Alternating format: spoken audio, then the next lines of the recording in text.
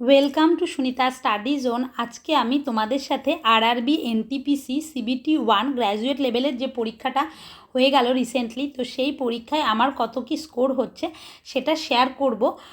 তো এখানে আমি প্রথমে তোমাদের সাথে যে আমার যে কোয়েশ্চেনটা কোনগুলো ঠিক করেছি কোনগুলো ভুল করেছি তো সেগুলো আমি তোমাদের সাথে একটু শেয়ার করছি। তো আমার যেহেতু এবছর ফার্স্ট টাইম ছিল, মানে আমি প্রথম রেলের পরীক্ষা দিলাম কিংবা সেন্ট্রালের পরীক্ষা, কারণ এর আগে আমি কখনো রেলের পরীক্ষা দিইনি আর সেন্ট্রালের পরীক্ষা আমি সেভাবে দিই না, একবারই দিয়েছিলাম বেশ কয়েক বছর আগে।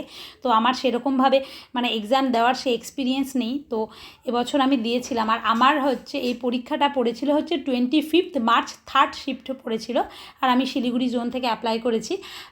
তো আমি মেলালাম আনসারটা পাওয়ার পরে, তো তারপর ভাবলাম তোমাদের সাথে একটু শেয়ার করি আর নিজের জন্য একটু রেকর্ড রাখি যে আমার মানে কি পরিস্থিতি এই কোয়েশ্চেনের ওপরে, আমি ম্যাথ, জিআই এবং জিকেতে কত কি পাচ্ছি। তো তোমরা এখানে দেখতেই পাচ্ছ যে আমার যে আমি এটা ডাউনলোড করে নিয়েছি যে আমার কোয়েশ্চেন পেপারটা সেটা। তো এখানে আমার কতগুলো কোয়েশ্চেন ভুল হয়েছে কতগুলো ঠিক হয়েছে এখানে সমস্ত কিছুই দেখা যাচ্ছে।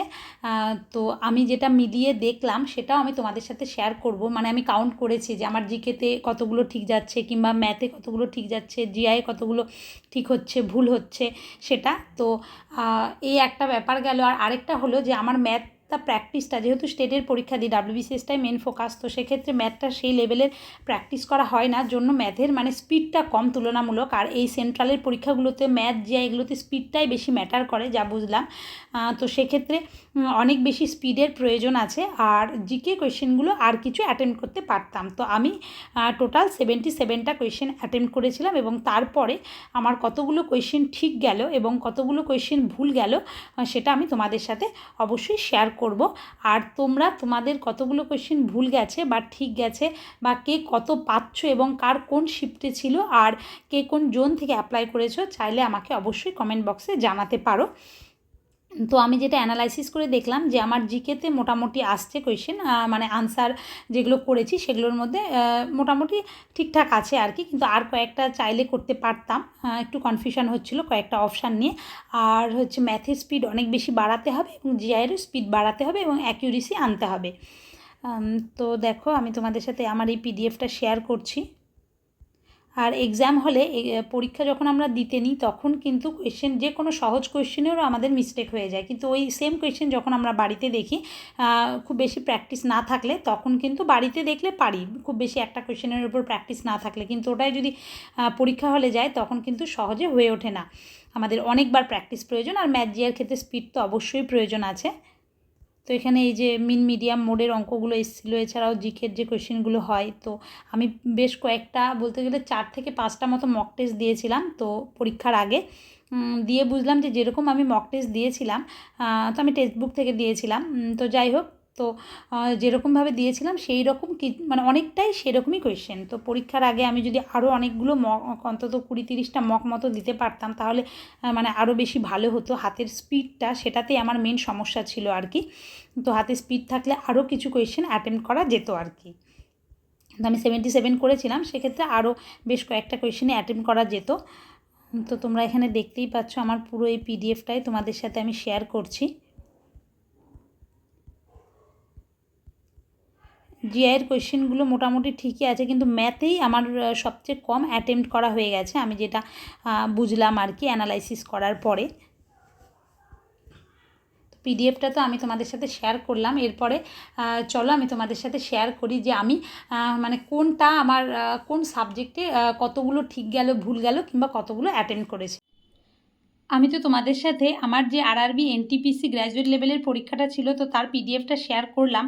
তো তারপরে আমি যে অ্যানালাইসিস করেছি যে পেজটাতে, তো দেখো এই পেজটাও আমি তোমাদের সাথে এখানে শেয়ার করছি যে আমার কত কি মার্কস আসছে।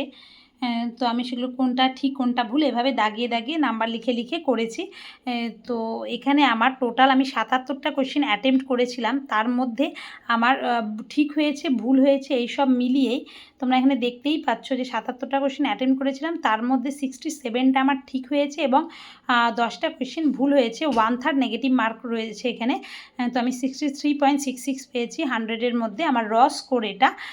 তার মধ্যে দেখতেই পাচ্ছ যে জিকেতে আমার টোটাল 29টা মানে ঠিক রয়েছে, তার সাথে 5টা মতো ভুল, আর কিছু কোয়েশ্চেন অ্যাটেম্প্ট করিনি। তো যে কটা 5-7টা কোয়েশ্চেন 7টা কোয়েশ্চেন আমি অ্যাটেম্প্ট করিনি জিকেতে, তো সেগুলো আমি করতে পারতাম, মানে 2-1টা বাদে বেশিরভাগই করতে পারতাম।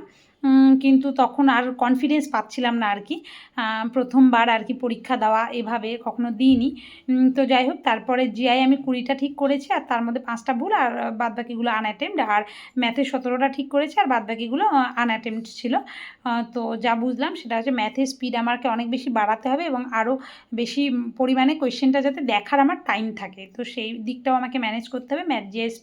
ম্যাথের ক্ষেত্রে স্পিড বাড়াতে হবে, আর জিআইয়ের ক্ষেত্রে আরও বেশি প্র্যাকটিস করতে হবে, অ্যাকিউরেসি আনতে হবে। জিকের ক্ষেত্রে যে কোয়েশ্চেনগুলো মনে হচ্ছে কনফিউজিং, কিন্তু দুটোর মধ্যে কনফিউজিং, সেগুলো আমাকে অ্যাটেম্প্ট করতে হবে, কারণ সেগুলো আমার বেশিরভাগ ক্ষেত্রে ঠিক হয়। তো এগুলোই মানে এটাই ছিল আজকের আমার সেলফ অ্যানালাইসিস, এবং তার সাথে র score, RRB NTPC graduate level পরীক্ষায় আমার কত র স্কোর হলো সেটাও তোমাদের সাথে শেয়ার করলাম। তো তোমরা আমাকে অবশ্যই, তো প্রথমে বললামই যে কমেন্ট বক্সে অবশ্যই জানিও যে কার কোন শিফটে পড়েছিল এবং কোন ডেটে, আর তার সাথে কে কোন জোন থেকে অ্যাপ্লাই করেছো। তো আজকের মতো ভিডিওটা এটুকুই। এরপরে আমি আবার ভালো মতো অ্যানালাইসিস করব যে জিকের কোনটার আনসার কী হবে, এবং তার সাথে কোনটা ভুল করলাম, কেন করলাম, ম্যাথগুলো যেগুলো পারলাম না সেগুলো, জিআইগুলো যেগুলো ভুল গেল সেগুলো সবগুলোই আমি আবার ভালো মতো দেখব। তো তোমরাও এভাবে অ্যানালাইসিস করে নিও, সেক্ষেত্রে নিজের অবস্থা বুঝতে অনেক বেশি হেল্পফুল হবে।